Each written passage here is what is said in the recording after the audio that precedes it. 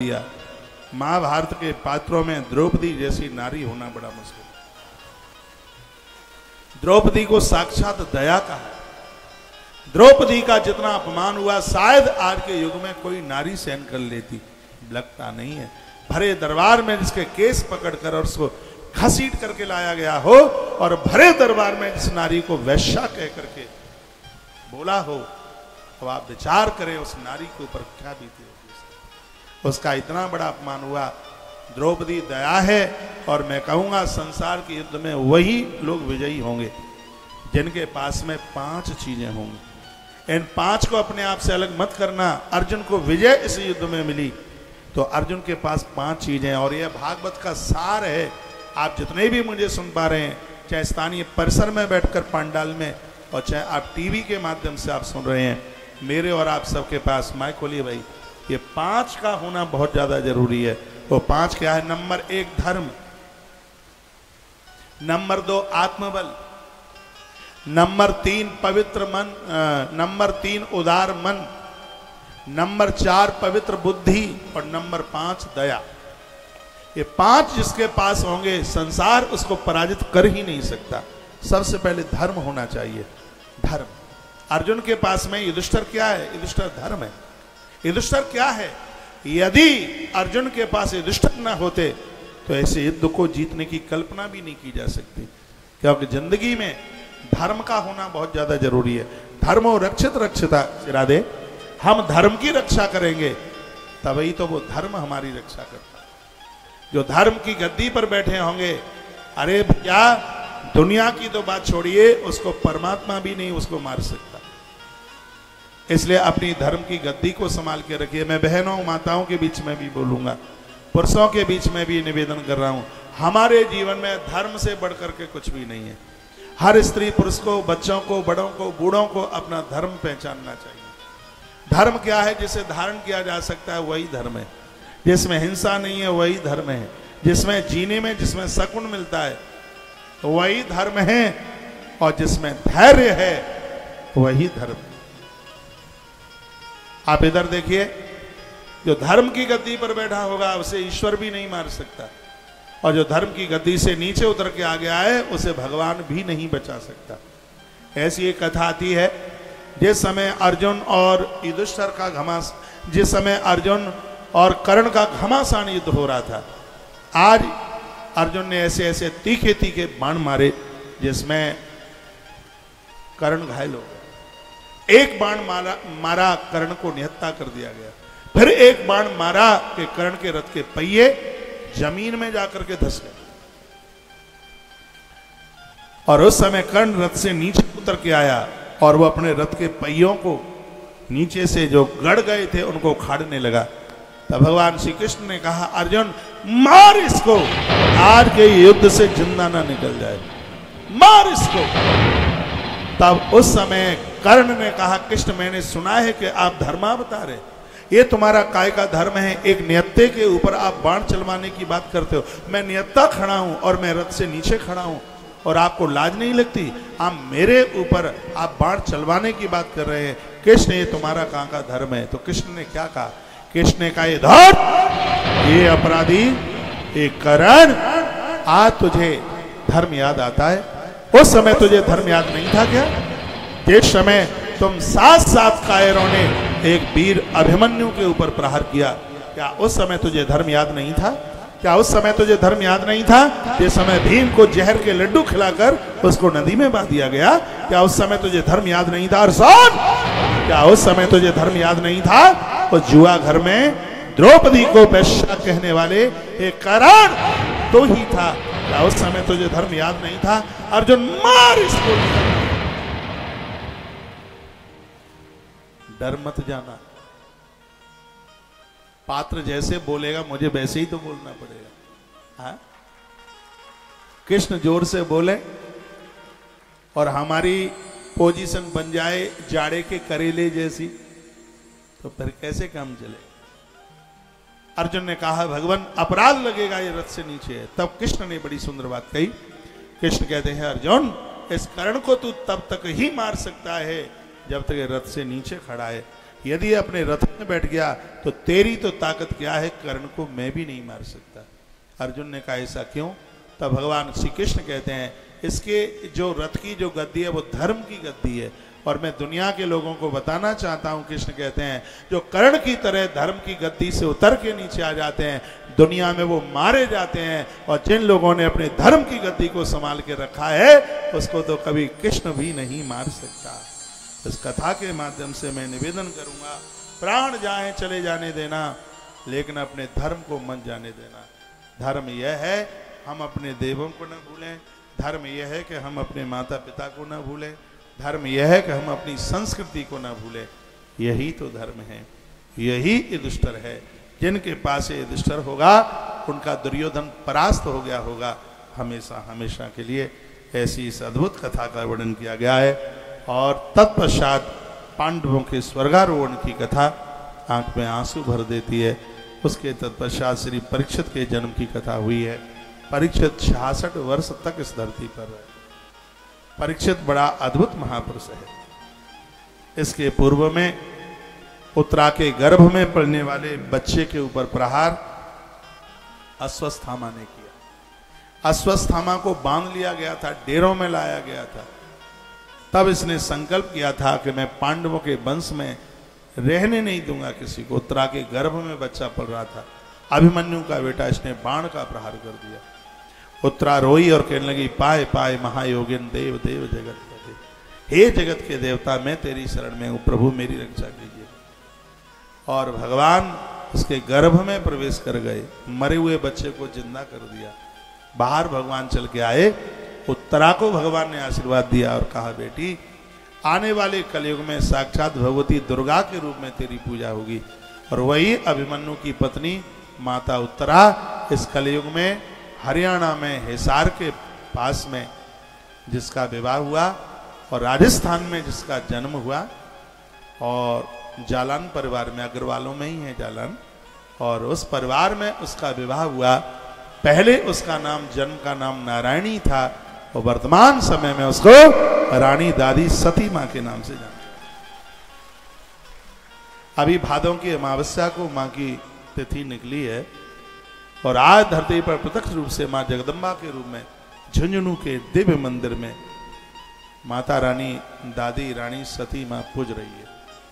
कभी भी आप अपने देश लौटते हैं, हरियाणा राजस्थान की तरफ आप आते हैं, इस दरबार का आप जरूर दर्शन कीजिए। रानी दादी सती मां झोली भरती है, इसकी कृपा से संतान की प्राप्ति होती है।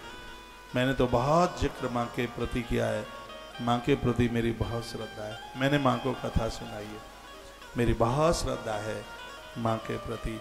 तो नाम के लिए अग्रवाल परिवार में उसने जन्म लिया है। देवी देवता कोई किसी परिवार के नहीं होते।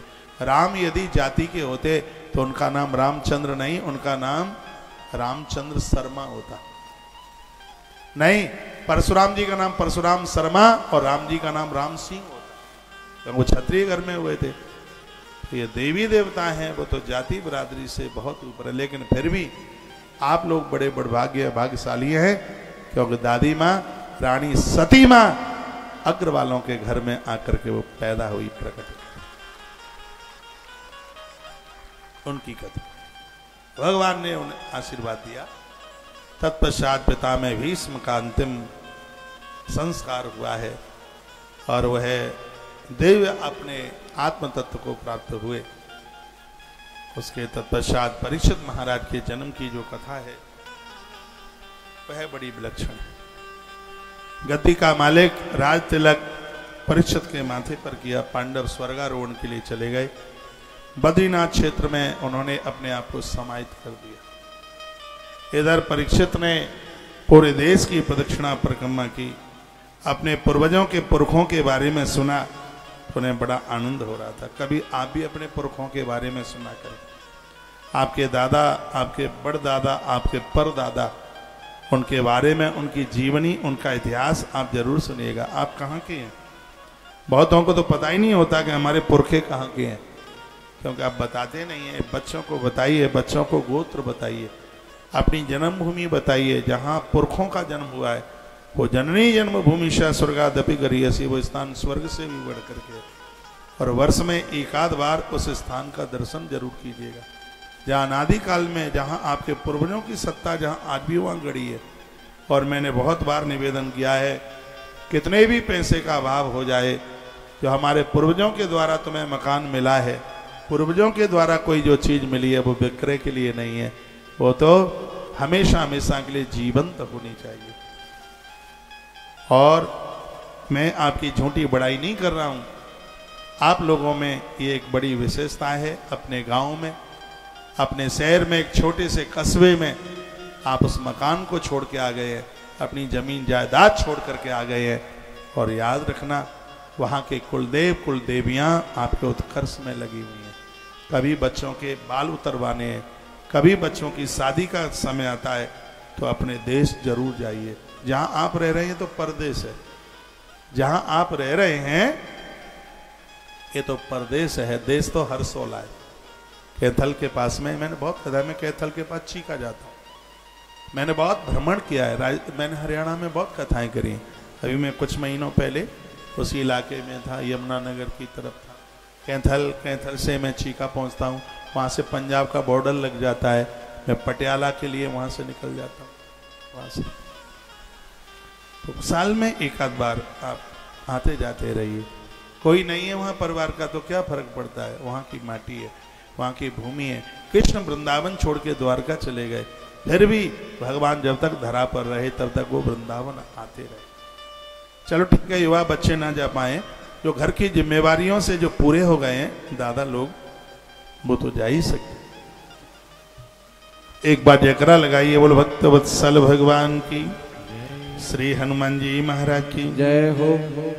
परीक्षित राजा भ्रमण के लिए निकले और जहां जहां उन्होंने अपने पुरखों का नाम सुना वो बड़े आनंदित मग्न हो रहे थे। आगे चले तो उन्होंने क्या देखा, एक गाय और एक बैल, ये दोनों किसी मलक्ष व्यक्ति के हाथों से पिट रहे थे।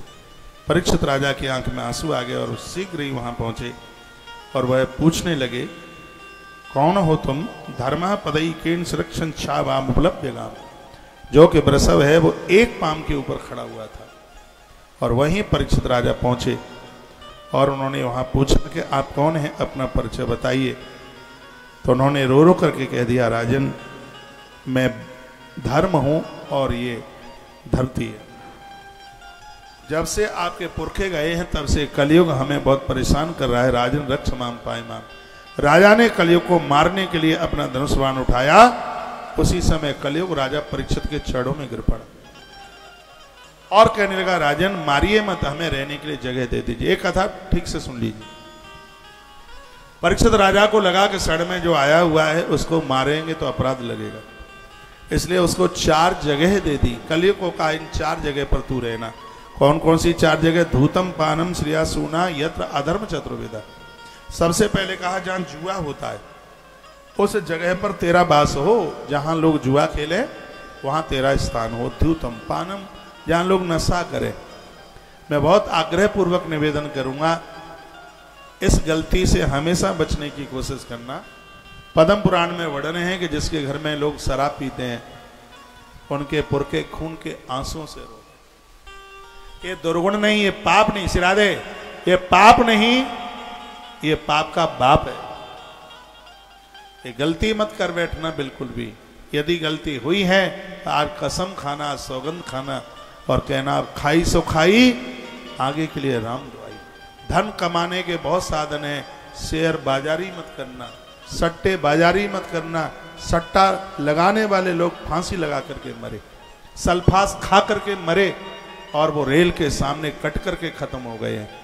ये थोड़ी देर के लिए लगता है कि पैसा आया, और कभी भी ऐसे लखपति करोड़पति मत बनना। जो इन 4 चीजों के द्वारा जो धन इकट्ठा होता है ये बहुत अन्याय से भरा हुआ है, ये बहुत अपराध से भरा हुआ है। तो कौन सा पैसा है?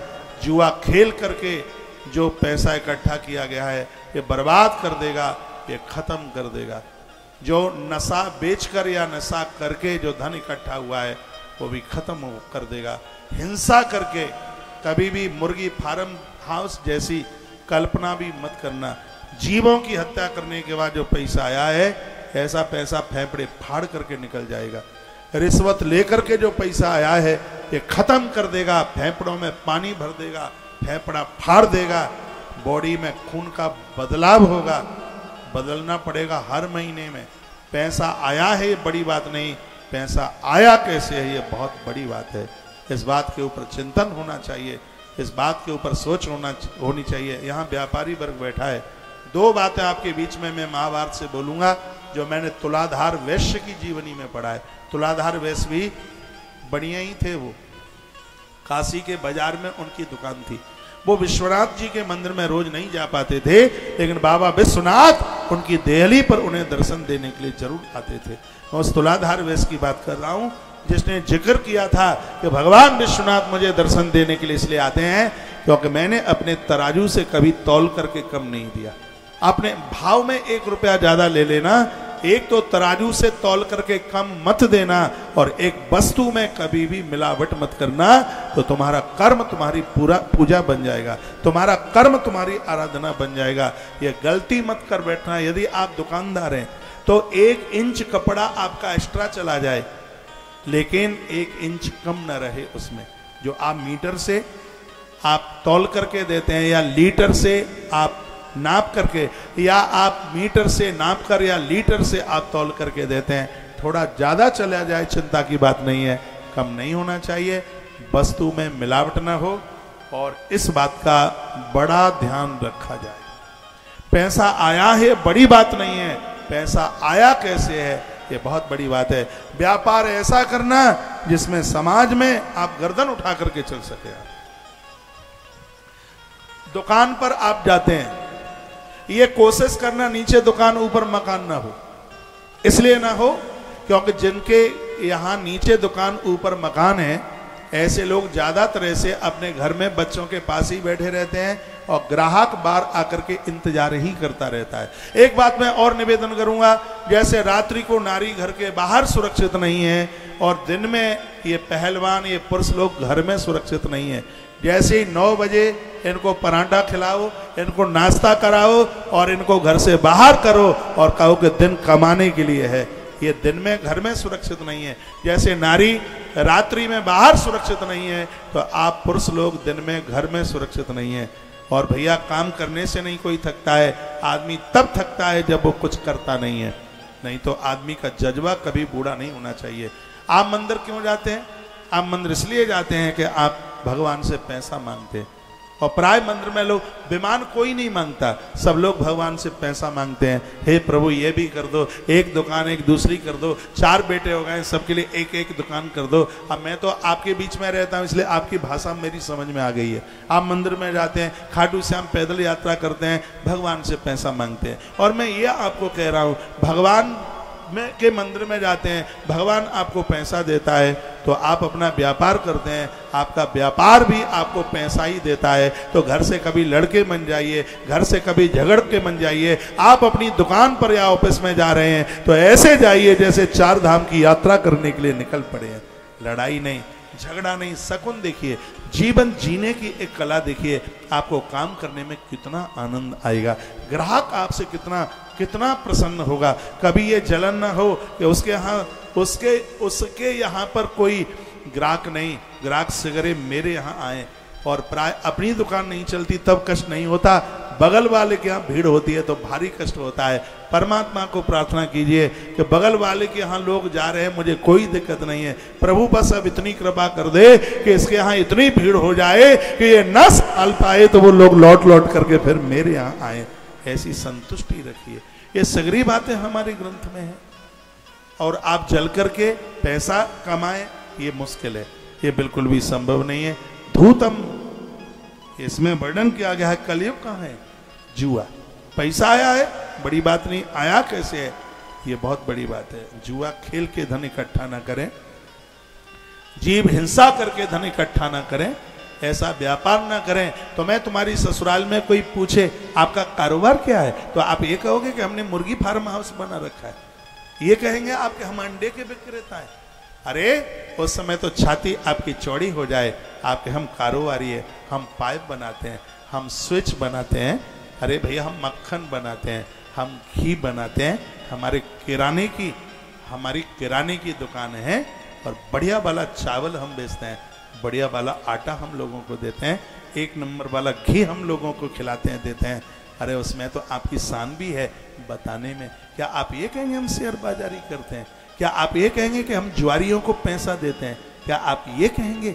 ऐसा काम कीजिए, ऐसा व्यापार कीजिए जिसमें आपकी आन, आपकी बान और आपकी शान जिंदी बनी रहे। ऐसा काम। ताली ज्यादा नहीं बजा दी क्या आपने? धूतम पानम श्रिया सूना यत्र अधर्म चतुर्विध।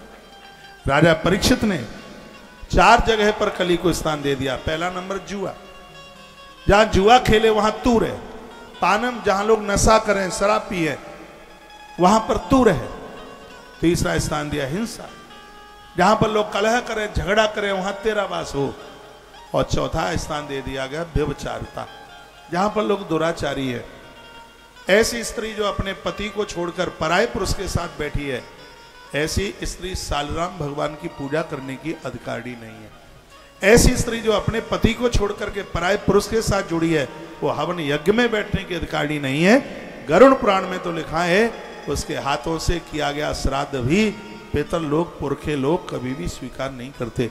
ये माताओं के लिए बात है, ये पुरुषों के लिए भी कहा गया है। जो अपनी पत्नी को छोड़कर गैर स्त्रियों के साथ संबंध जोड़ लेते हैं, उनके खानदान में चुल्लू भर पानी देने के लिए भी कोई जिंदा नहीं बचता, उनकी वंश परंपराएं रुक जाती हैं। इसलिए मैंने बहुत बार निवेदन किया है, ऐसा मन का भाव बनाइए, इस दुनिया में तुम्हारी पत्नी से सुंदर कोई दूसरी स्त्री है ही नहीं। कभी भी आंख बंद करके अनुभव करके देखिएगा।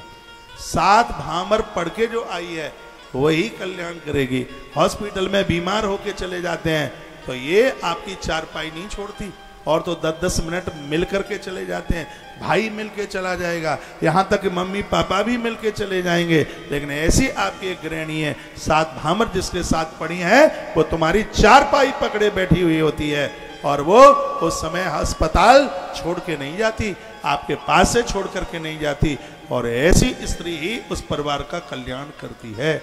उस नारी को कभी धोखा मत देना। भागवत का ये पन्ना, भागवत का ये चरित्र, ये इस बात के लिए संबोधन कर रहा है भगवान व्यास लगता है। और माताओं के लिए भी मैं निवेदन करूंगा, आपके पति से बढ़कर योग्य नहीं है कोई दूसरा। दूसरे लोग ही योग्य ना लगे, दूसरे लोग ही सुंदर ना लगे। आपका आदमी बहुत दयालु है, आपका आदमी बहुत योग्य है, कभी उसको पहचानिए। जिंदगी निकल जाती है, तुम घरवाली को नहीं पहचान पाते, पूरा जीवन निकल जाता है, तुम घरवाले को नहीं पहचान पाते। ये 4 दोष जीवन के बहुत खतरनाक है, जो व्यक्ति को खत्म कर देते हैं। जुआ, शराब, हिंसा और व्यभिचारिता, ये 4 जगह पर कलयुग को स्थान दे दिया गया है। 5वीं जगह और एक दे दी, जिसका नाम है रजो वैरम च पंचम। रजोगुण में कलयुग को स्थान दे दिया गया है। रजोगुण का मतलब जो अपने लिए जीवन जी रहे। कल भी मैंने निवेदन किया था, वो रोटियां मलमूत्र की तरह है, जो रोटियां अपने माता पिता के लिए नहीं है। जहाँ जिस घर की रोटियां अतिथि के लिए नहीं है, ऐसे घर का तो पानी पीना भी बिल्कुल अपने आप में गुनाह है। ऐसी जगह पर कलयुग रहता है। 4 स्थान राजा ने दिए। राजा घर चल के आया, एक दिन राजा आखेट के लिए गया, एक संत का अपमान हो गया और उसने श्राप दे दिया कि आज से 7वें दिन तक्षक नाग तेरा दंशन कर लेगा। इतलंघित मर्यादम तक्षका सप्तम, यानी तूने मर्यादा का उल्लंघन किया है, इसलिए तक्षक नाग तुझे डसेगा। ये श्राप परीक्षित को मिला। ठीक से इसको सुना जाए, लंबी टांगे करके मत बैठिएगा, ना नीचे बैठ पाओ तो कुर्सी पर बैठ जाना। ये कथा कहना चाहती है कि ये श्राप हमें और आपको मिला है। हर व्यक्ति की मौत 7 ही दिन में होने वाली, 8वां दिन है ही नहीं। सोमवार, मंगलवार, बुधवार, गुरुवार, शुक्रवार, शनिवार और रविवार, सप्ताह के 7 ही दिन में सबकी मृत्यु होगी। इसलिए सप्ताह के 7 ही दिन में हमें और आपको अपनी मृत्यु को सुधारने के लिए कोई उपाय खोज लेना चाहिए। परीक्षित राजा को श्राप मिला और उन्होंने हस्तिनापुर छोड़ा और गंगा के किनारे जाकर के बैठ गए। ऋषि लोग, महात्मा लोग चल करके आए, उनके चरणों में इन्होंने रो रो करके कहा, गुरुदेव आपके चरणों में हमारी प्रार्थना है, बस ये बता दीजिए कि यदि मौत नजदीक आ गई हो तो ऐसे समय में उस व्यक्ति को क्या करना चाहिए। पुरुष से हित कार्य म्रिय मानस सर्व, मरणासन्न व्यक्ति को क्या करना चाहिए ये पूछा गया। ये प्रश्न हमारा और आपका सबका प्रश्न है। हर व्यक्ति की मौत नजदीक है। एक दुर्भाग्य की बात यह है जो टिकाऊ नहीं है उस पर विश्वास है, और जो कन्फर्म है उसके ऊपर विश्वास नहीं है। मकान बनाया है, सिरा दे, मकान बनाया है, ये जरूरी नहीं है उसमें रह पाएंगे। दुकान बनाई है, ये जरूरी नहीं है कि लंबे समय तक वो हमारे पास रहेगी। लेकिन ये पक्का सत्य है कि जिसका जन्म हुआ है उसकी मृत्यु निश्चित है, क्योंकि हमसे पहले वाले भी मर के ऊपर चले गए। जो ध्रुव सत्य है उसके ऊपर व्यक्ति विश्वास नहीं कर रहा। 5 दिन का मेहमान है व्यक्ति, वो भी नहीं है समझता कि मुझे 5 दिन के बाद मरना। यदि व्यक्ति ये सोच ले कि मेरी एक दिन मृत्यु होगी तो वो अपराध ही नहीं करेगा, उसके द्वारा अपराध ही नहीं होगा। 2 चीजों को याद रखना है, नारायण एक मौत को, दूजे श्री भगवान। एक मृत्यु को याद कीजिए, एक मोहन यानी भगवान को याद कीजिए। मृत्यु को कैसे याद किया जाएगा? मृत्यु को याद ऐसे किया जाएगा, क्या हमने अभी तक ऐसा कोई भला काम किया है, क्या मौत भी हो जाए तो हमारा उद्धार आत्मकल्याण हो। मोहन को कैसे याद किया जाएगा? अरे हम तो 30, 40, 50, 60, 70, 80 के हो गए हैं, जीवन पूरा का पूरा निकल गया। हे भगवान, जैसे सुदामा को आप याद आते रहे वैसे हमें आप याद आते रहे, जैसे मीरा को आप याद आते रहे वैसे ही भगवान आप हमें याद आते रहे। पुरुषस्य हितकार्यम म्रियमाणस्य सर्वथा। यदि किसी की मौत नजदीक आ गई है तो उस समय व्यक्ति को क्या करना चाहिए? यही पहला स्कंद पूरा हो गया है। एक बार बोलिए ओम हरे नमः। ओम हरे नमः। दूसरी बार बोलिए ओम नमो भगवते वासुदेवाय। ओम नमो भगवते वासुदेवाय। श्रीमद् भागवत के दूसरे स्कंद में चतुश्लोकी भागवत का वर्णन किया गया है। कौन से देवता की पूजा करने से क्या मिलता है, ये श्रीमद् भागवत के दूसरे स्कंद में इस कथा का वर्णन किया गया। कहा गया है कि जितासनो जित श्वासो जित संगो जितेंद्रिय। यदि मन भगवान के चरणों में लगाना है तो 4 चीजें आपकी कथा में से याद करके जाइए। 4 चीजें। आप में से बहुत लोग बैठे माला लेते हैं, नींद आ जाती, उबासी आती है, चुटकियां बजाते रहते हैं, मुंह सुरसा की तरह खुला ही रह जाता है। ये बीमारी है। आप पानी कम पीते हैं तो ये दिक्कत बिल्कुल हो जाएगी। पानी पूरा पीजिए। सुबह खाली पेट पानी, ठंडा पानी फायदा नहीं करता, गर्म पानी है वो औषधि का काम करता है। सुबह का पानी, दोपहर की छाछ और रात का दूध धरती का वरदान है। 1 रुपया भी डॉक्टर्स लोगों के यहाँ उनका जाएगा नहीं। खाली पेट सुबह गर्म पानी, दोपहर में छाछ, जीरा और अजवाइन नमक डाल के और रात्रि को हल्दी डाल करके 1 गिलास दूध। जिंदगी में कभी कैंसर नहीं होगा, शरीर में कभी गांठें नहीं होंगी। अपने स्वास्थ्य का ध्यान रखिए। पहला सुख है निर्मल काया, स्वस्थ काया। इससे बड़ी संपदा नहीं है। चाहे कितना भी बड़े बड़े स्कूल हों, बड़े बड़े होटल हों, सब कुछ हो, यदि शरीर निरोगी नहीं है तो सब व्यर्थ है, सब बेकार। इसलिए स्वास्थ्य का ध्यान रखिए। 4 चीजें बताई गई हैं, जितासनो जित श्वासो जित संगो जितेंद्रिय। उसके लिए आसन रोज लगाइए। आसन लगा के 2 काम आसन लगा के करो। एक है भोजन और एक है भजन। आप कितने अच्छे लगे हैं, जमीन में आप बैठे हैं। कुर्सी पर बैठने वाले हो सकता है आपसे कुड़ रहे हो, जल रहे होंगे, हम नीचे क्यों नहीं बैठ पा रहे। शरीर को इतनी लापरवाही के साथ निकाल दिया कि जमीन पर बैठने के लायक ही नहीं रहे। आप बुरा ना मानिएगा, आप में बहुत ऐसे हैं जो नीचे बैठ सकते हैं लेकिन बैठे नहीं हैं। कोई बात नहीं है, लेकिन बड़े तो आप हैं। आपने हमें यहाँ बैठा दिया, एक परंपरा है, चौकी पर बैठे हैं, से चौकीदार बने बैठे हैं, और आप धरती पर है पूरम पट्ट जमींदार है। ऊपर वाले को तो गिरने का भी भय है, नीचे वाले को तो गिरने का भी भय नहीं है बिल्कुल भी। ऐसा जीवन जीना है कि धरती ना छूटे। भजन और भोजन ये दोनों धरती पर कीजिए, आप निरोगी होंगे। कमर में जिंदगी में कभी दर्द ही नहीं होगा। हफ्ते में 1 दिन जमीन में सोइए, धरती में सोइए, बिल्कुल अपना आसन धरती पर लगाइए। आप स्वस्थ हैं तो आप भोजन भी जमीन पर। मैं जो भी कुछ लेता हूँ जमीन में ही लेता हूँ, ऊपर बिस्तरे पर नहीं, कभी नहीं। और जमीन पर सोने का अभ्यास है, इसलिए चोटी से लेकर तलवे तक शरीर में कोई पीड़ा नहीं है। मैं आपको देखता हूँ आप आसन 4 घंटे की कथा में 40 बार बदलते हैं, लेकिन मुझे व्यासपीठ पर आप देखते हैं मेरा कमर का ऊपर का ही शरीर हिलता है, कमर के नीचे का तो ऐसा लगता है कि फेविकॉल के द्वारा चिपका दिया गया। कथा 4 घंटा नहीं 14 घंटा चले, लेकिन फिर भी कमर का नीचे का हिस्सा नहीं हिल सकता।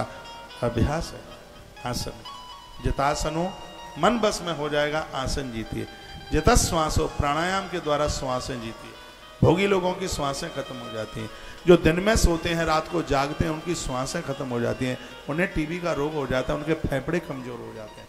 जो दिन में सोते हैं रात में जागते हैं उनके फेफड़े कमजोर हो जाते हैं। आपका बेटा रात की ड्यूटी करता है कहीं बाहर, तो कहिए बेटा एक बार के लिए पैसा भले ही कम मिल जाए लेकिन ड्यूटी तो दिन की ही होनी चाहिए। परमात्मा ने रात सोने के लिए और दिन जागने के लिए, तो प्रकृति के रूल को हम उसके साथ में खिलवाड़ न करें।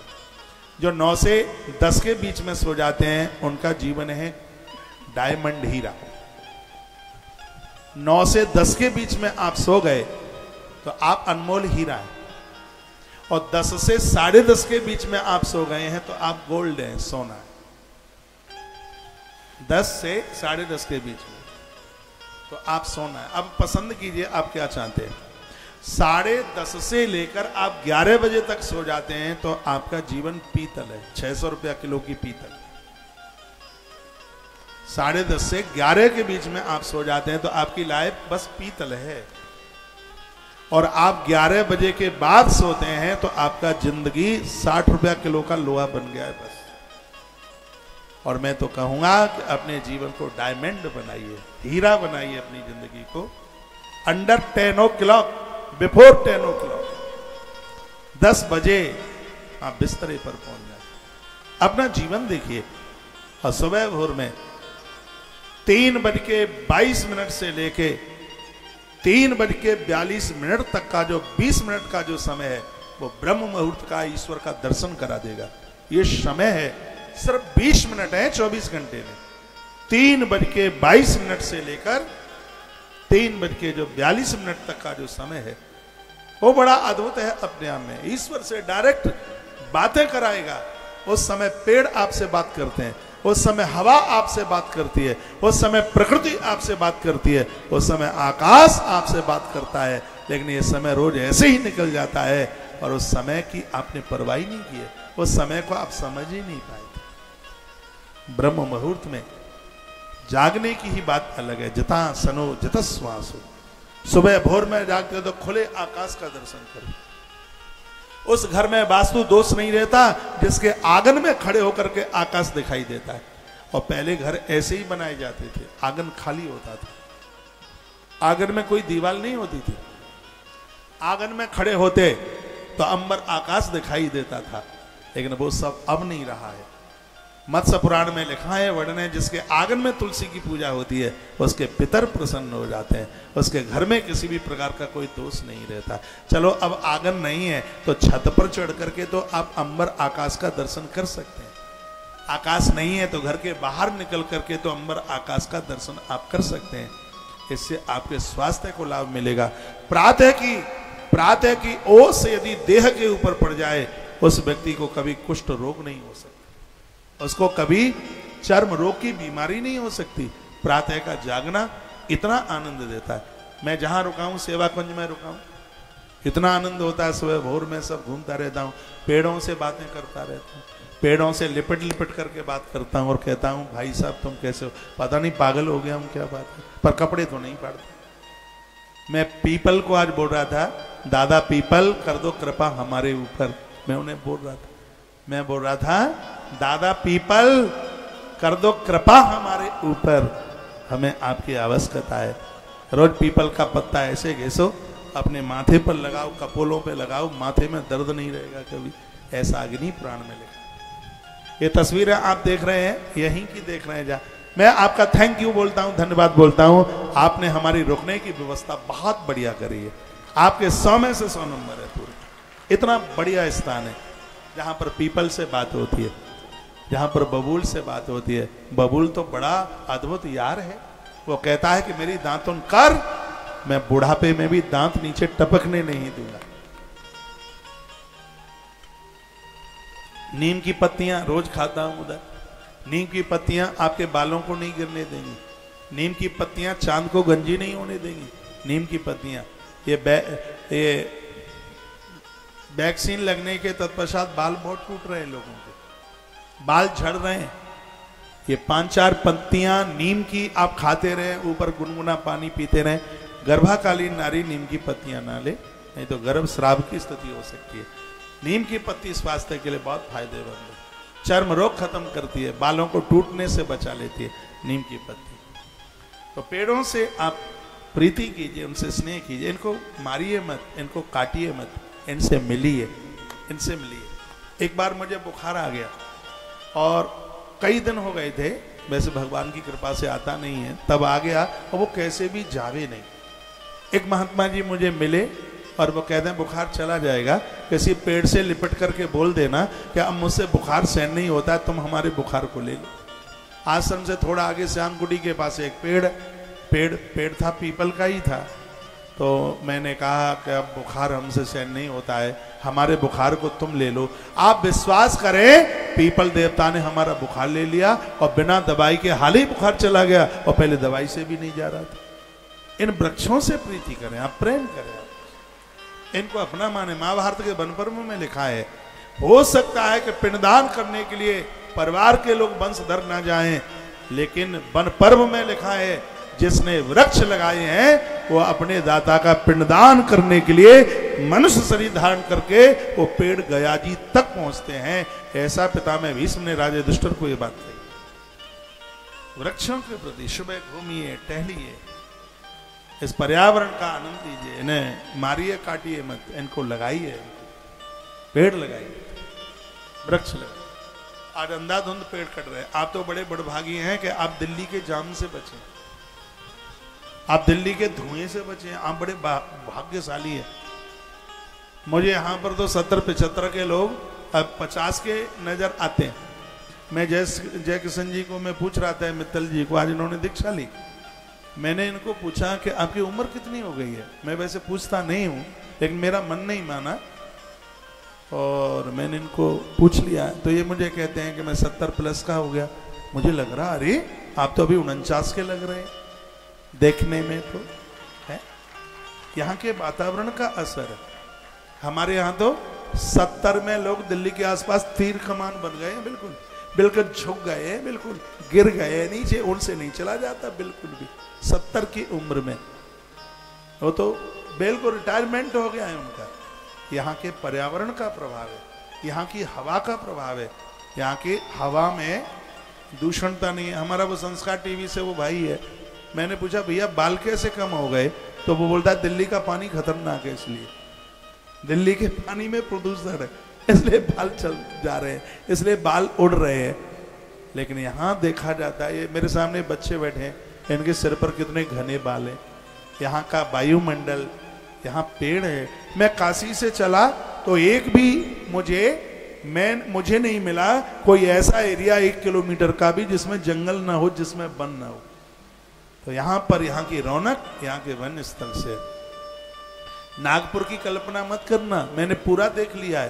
बेंगलोर की कल्पना मत करना, मैंने पूरा देख लिया है। चेन्नई की कल्पना मत करना, मैंने पूरा देख लिया है। रायपुर की कल्पना मत करना, मैंने पूरा देख लिया है। धुआं धक्कड़ इतना है, नाक में श्वास लेना मुश्किल हो जाए, और आप ऐसी बढ़िया जगह पर रह रहे हैं जहां पर श्वास भी सुगंधी बन करके जा रही है। ऐसी जगह, ऐसा स्थान जहां वृक्षों के बीच में खूब घने पेड़ दिखाई दे रहे हैं। किसी ने मुझे कहा था कि छोटे शहरों में बच्चों की शादियां करना बड़ा मुश्किल हो रहा है। तो आप ये भी सुन लीजिए, बड़े शहरों में जो बड़े बड़े मकान आपको दिखाई दे रहे हैं, लोन धरा हुआ है दुनिया भर का। इतना कर्जा है कि बिल्कुल पूछो ही मत। और आप विश्वास कीजिएगा, बड़े शहरों में उतना पैसा नहीं है जितना कि छोटे कस्बों में जितनी रौनक है। पैसा भी है, गोल्ड भी है, सब कुछ है, डायमंड भी है। ये उस डायमंड से भी भरे हैं और ये आनंद के डायमंड से भी भरे हैं। जगह भले ही छोटी है, लेकिन इनके हृदय बहुत विशाल है। बड़े शहरों में तो ये नहीं पता होता कि हमारे बगल में रहता कौन है। आपको पूरे सूरजपुर का पता होगा कि कौन सी गली में गर्ग रहते हैं, कि मित्तल रहते हैं, कि शर्मा रहते हैं, कि बर्मा रहते हैं, सब पता है। वहां अपने पड़ोसी का पता नहीं होता। आप बड़ी अच्छी जगह पर रह रहे, आप बड़े सुकून से रह रहे हैं। और जो भगवान का बन करके जीता है, उनके यहाँ भगवान ऐसे आ जाते हैं जैसे महात्मा विदुर के घर भगवान श्री द्वारकाधीश कृष्ण चल करके आ गए। 2 पंक्तियां गुनगुनाते, अरे भाई आज तो 6:30 हो गए, बैठे रहिए, कब 6:30 हो गए पता ही नहीं लगा है। तो आज हरि आए विदुर घर पावना, बहुत प्यारी पंक्तियां हैं और बहुत वर्षों के बाद में गुनगुना रहे हैं। आज हरि आए विदुर घर पावना, आपकी संख्या भी ठीक लग रही है। कल से कुर्सियां बिल्कुल पर्दे के पीछे लगाइएगा। ये कुर्सियां जितनी भी आगे थोड़ी लगी है, इनको कल से आप पीछे लगाइएगा, क्यों कल कृष्ण जन्म की कथा है। नंद के आनंद भयो, जय कन्हैया लाल की। मैं 3:30 बजे समय से आ जाता हूँ, 3 बजे हनुमान चालीसा आरंभ हो जाता है, लेकिन आप 4:45 से पहले नहीं आते। देखता हूं ना मैं यहां से, पूरा जत्था का जत्था 5 बजे के बाद में आता है। एक बात मैं बोलूंगा, घर के काम धाम करने के लिए 24 तारीख के बाद में भी आपको समय होगा, लेकिन कौशिक महाराज की व्यासपीठ से फिर कथा सुनने को मिल जाए जल्दी ये बिल्कुल संभव नहीं है, क्योंकि हम लोग इतने व्यस्त आदमी। आप विश्वास करें 2027 तक के कार्यक्रम व्यस्त, 27 कब आएगी। और मैं बड़ा प्रसन्न हूं इस कथा से। इस डेट में तो मुझे जिंद में होना था, लेकिन भगवान की बड़ी कृपा है कि मैं आपके मध्य में हूं और मुझे अच्छा लग रहा है। जिंद तो मैं देखता ही रहता हूं, जींद तो, लेकिन ऐसी जगह पर तो कभी कभी मौका 2015 में आया था। 8 साल के बाद में आगमन हुआ है और ये बिल्कुल संभव नहीं है। इस कथा से अभी 2 ही दिन हुए हैं मुझे कथा कहते हुए। आपके यहाँ के कई लोगों ने संपर्क करना शुरू कर दिया है। हमारा जी अगली कथा में हमारी भी आप जरूर कथा कर दीजिए, आपसे प्रार्थना है। मैंने कहा मैं अन्न तो खाता नहीं हूँ, तुम्हारे घर के दूध और पानी पर यदि मेरी मोहर लगी है तो उसको कोई मिटा नहीं सकता। हाँ, जब ऐसा लिखा है कि वो मेरे भाग्य का है तो फिर वो तो फिर अलग कैसे भी हो ही नहीं सकता। लेकिन फिर भी मुझे ऐसा लग रहा है कि मैं जल्दी लौट के आ नहीं पाऊँगा, क्योंकि व्यस्तता इतनी है और पूरे देश के लिए मैं निकला हूँ। मैं बहुत बहुत शुभकामनाएं आपको देना चाहूँगा कि आपके इस नगर में ऐसे धर्म कार्य आयोजन होते रहे, आप दिन दूना रात्रि चौगनी के रूप में उभरते रहें। प्रभु के चरणों में मेरी प्रार्थना है। बस एक बात मैं बोलूँगा, भविष्य में एक शिव महापुराण का बहुत बड़ा यज्ञ हमें अंबिकापुर की धरती पर कैंसर हॉस्पिटल के लिए करना है, चाहे वो 1 साल में हो, चाहे 2 साल में हो, चाहे वो 3 साल में हो। अभी पिछले दिनों में मेरी गोविंद राम अग्रवाल जी से भी और विशेष रूप से भाई विजय अग्रवाल जी से पिछली शिवरात्रि पर बात हुई, क्योंकि मैं एक बार आया हूं ना इस एरिया में, तो इस एरिया को मैं लाइक करता हूँ हृदय से। मुझे स्वार्थ कुछ भी नहीं है, स्वार्थ काहे का होगा, लेकिन क्षेत्र अच्छा लगा है, बढ़िया लगा है। और मेरी बात वही थी कि एक शिव महापुराण का एक बहुत बड़ा आयोजन, एक बहुत बड़ा यजन, एक बहुत बड़ा यज्ञ, और इस क्षेत्र में इस एरिया में कैंसर हॉस्पिटल के लिए आज के समय में ये कैंसर हॉस्पिटल लोगों को मारे देता है। तुलसी वन आश्रम पे एक बहुत बड़ा चैरिटी का काम कर रहा है। एक बहुत बड़ी जमीन पर वृंदावन की धरती पर कैंसर हॉस्पिटल की स्थापना होने के लिए जा रही है, जिसके निर्माण में ही 300 करोड़ रुपए की लागत लग रही है। इतना बड़ा काम हो रहा है। और सच तो यह है, मैं भगवान की गद्दी पर बैठा हूं, सौगंध परमात्मा की ईश्वर से बढ़ के कोई नहीं है। यदि ये सेवा के कार्य ना होते तो मैं अपनी कथा का 1 रुपया भी नहीं लेता, 1 रुपया भी, क्योंकि ये मेरा पांडित कर्म नहीं है, ये मेरा आनंद है। कथा करो या मत करो, हर महीना 3.5 करोड़ रुपया चाहिए इन सेवा कार्यों के लिए। इतना काम फैला हुआ है और वो सब इस कथा के ऊपर। ये जितना भी जो कुछ हुआ है, ये कोई हमें विरासत में देके नहीं गया। 1-1 इंच जमीन, 250 बीघा जमीन में गौशाला का सृजन निर्माण हुआ है। 1-1 इंच जमीन खरीदी गई है। आपके मध्य प्रदेश में जबलपुर के पास में मंडल आए, वहाँ एक बहुत बड़ी गौशाला बनाई है, आश्रम की ही गौशाला है, वहाँ की भी 1-1 इंच जमीन खरीदी गई है। गुरुकुल में बच्चे पढ़ रहे हैं, यहाँ भी इन बच्चों को आप देख रहे हैं, सीधे बैठो कमर सीधे करके, ये गुरुकुल के बच्चे हैं। छोटी उम्र में इनको इतना अनुभव हो गया। आने वाले समय में ऐसा लग रहा है कि कहीं ब्राह्मणों की कमी ना आ जाए। लेकिन ऐसा होने नहीं देंगे। उसके लिए दिन रात वेद और गैया की सुरक्षा में हम लोग लगे हुए हैं। टीवी में आप देख रहे हैं हर वर्ष जनेऊ होता है, निःशुल्क बच्चों से 1 रुपया भी नहीं लिया जाता। पूरी पढ़ाई लिखाई घर में 2 बच्चों को पढ़ाना लिखाना कितना मुश्किल होता है। आश्रम हर वर्ष सैकड़ों नए एडमिशन करता है। वो सब इसी कथा के ऊपर ही तो डिपेंड है। और मुझे तो कभी कभी लगता है कि यदि ये सेवा कार्य ना होते तो मैं कहीं वृंदावन की जगह पर कहीं उत्तरकाशी न चला गया होता, क्योंकि ये मेरा व्यापार नहीं है, ये सेवा और आनंद है। ये कथा आनंद है। भगवान कृपा करे बहुत जल्दी मैं लौट के आऊं। जब भी मैं अंबिकापुर लौट के आऊंगा और मैं आप सबको निवेदन करूंगा, वह आयोजन इस पूरे क्षेत्र का होगा, चाहे उसमें सूरजपुर हो, चाहे उसमें प्रतापपुर हो, चाहे उसमें विश्रामपुर हो, चाहे उसमें बैकुंठपुर हो, चाहे उसमें और कोई दूसरा तीसरा चौथा पांचवा पुर हो। और ऐसे समय पर वो आयोजन होगा जिस समय पर ये श्राद्ध गयाजी वाली कथा नहीं होगी, उस टाइम पर, ऐसे समय पर। तो देखिए भविष्य में जब भी कभी होता है, ईश्वर कृपा करे पुनः आगमन हो। मैं आपसे प्रार्थना करूंगा जब आप वृंदावन आए तो एक छोटा सा आश्रम है तुलसी वन आश्रम, आप जरूर पधारिए। आपको देख करके बहुत हर्ष होगा, आपको देख करके बहुत प्रसन्नता होगी।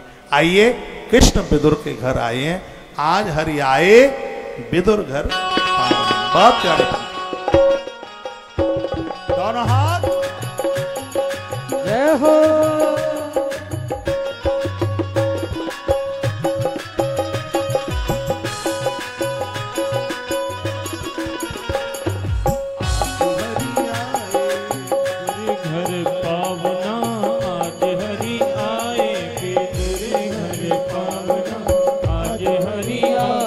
विदुरे घरी पावना विदुरानी घरी पावना, घरे पावना विदुरानी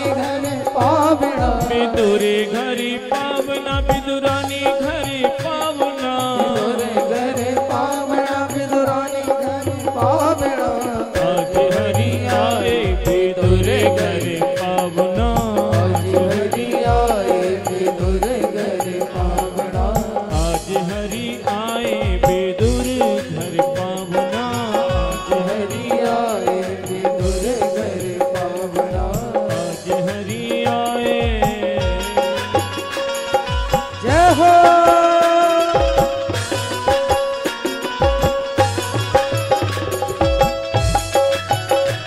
उठाइए दोनों हाथों को ताली बजाते हुए।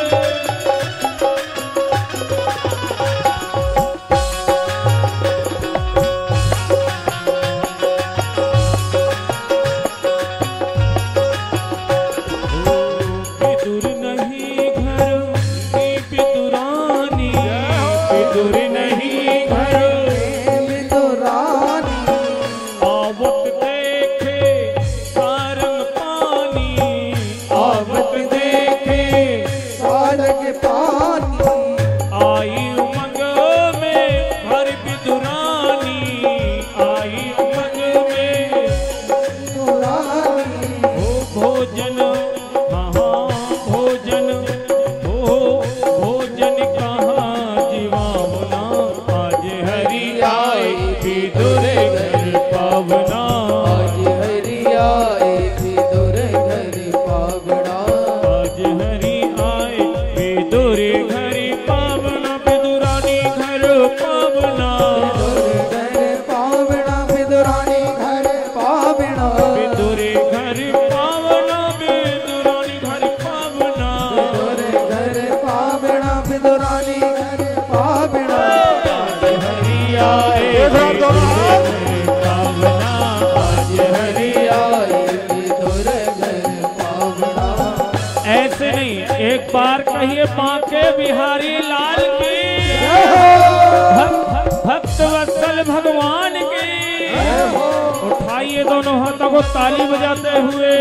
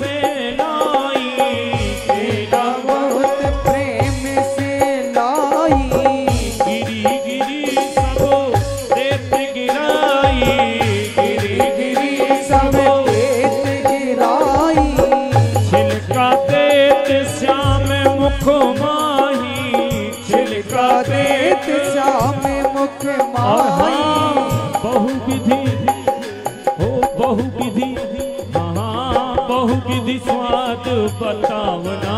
आज हरि आए विदुर घर पावना, आज हरि आए विदुर घर पावना। विदुर घर पावना, विदुरानी घर पावना, विदुर घर पावना, विदुरानी घर पावना। विदुर घर पावना, विदुरानी घर पावना। विदुर घर पावना, विदुरानी घर पावना। आज हरि आए विदुर घर पावना, आज हरि आए विदुर घर पावना। आज हरि आए। जय हो।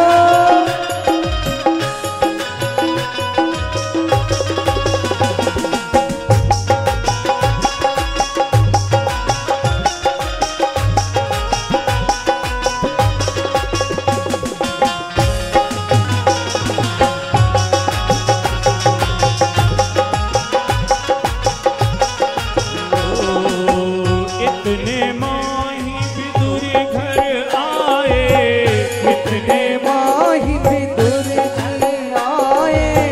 जिनका देख नयन जल छाए, जिनका देख जन चल जाए। होते खारे वचन सुनाए, होते खारे जन सुनाए। कहा गवाई तेरे भावना, कहा गवाई तेरे भावना। आज हरि आए विदुर घर पावना, आज हरि आए विदुर घर पावना। आज हरि आए विदुर घर पावना। आज हरि हरि बोल। विदुर घर पावना, विदुरानी घर पावना, विदुर घर पावना, विदुरानी घर पावना, विदुर घर पावना, विदुरानी घर पावना। विदुर घर पावना, विदुरानी घर पावना। आज हरि आए विदुर घर पावना, आज हरि आए विदुर घर पावना। हरि बोल। जय हो।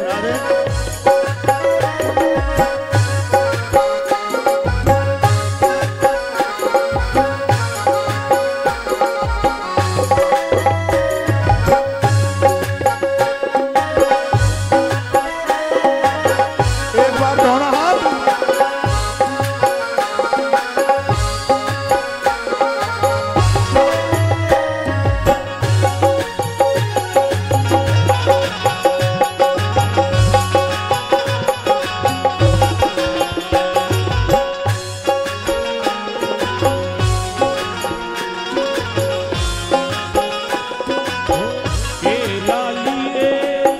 केला लिए विदुर कर माही, केला लिए विदुर कर आई। गिरी देत गिरधर मुख माही, गिरी देत गिर कर मुख माई। कहे कृष्ण जी सुनो विदुर जी, सुनो विदुर जी।